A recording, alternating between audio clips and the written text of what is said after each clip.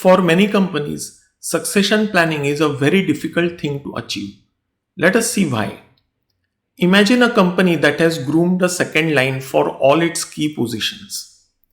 The moment these second line people are groomed, naturally they will expect to be given the positions for which they were groomed. And a company in many cases will not be able to give them those positions because unless the first line gets promoted or leaves, that cannot happen. Now, if these second line people feel that the company is not going to be able to give them that position anytime soon, then they are likely to resign and leave. If that happens, then the company is not going to get the benefits of spending time and money to groom this second line. Suppose the second line doesn't leave. Still, the minimum thing that they will expect is a rise in salaries because now their skill levels have been upgraded. Now, if the company pays higher salaries and is not able to use them in the positions that require those higher skills, then after some time, the company is going to start feeling the pinch of those higher salaries. So, in today's cost competitive world, nobody can sustain additional costs for a very long time without actually making use of the money that they are spending. In fact, many companies, especially MSMEs, do not get even one suitable candidate for every key position. Because first of all, their ability to pay higher salaries is limited. Secondly, the candidates that are good and that are really suitable for those first line positions, they have aspirations for working for bigger brands and bigger companies.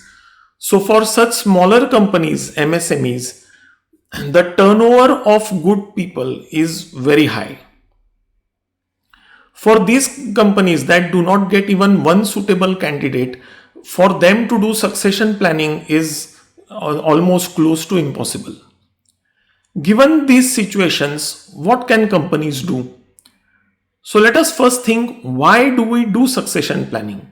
It is for business continuity. Because if we have a situation where the first line is suddenly not available, then the business should not get impacted. And if the second line is there, then that person can take over very quickly.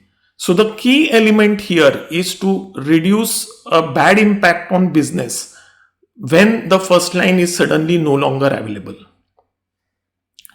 There is another way of achieving this, that is by designing workflows that are extremely simple. If the workflows are simple, then any person can take over very quickly. The time required to understand and start becoming productive will be very short. So if the company designs simple workflows, then in fact it can design to work without succession planning.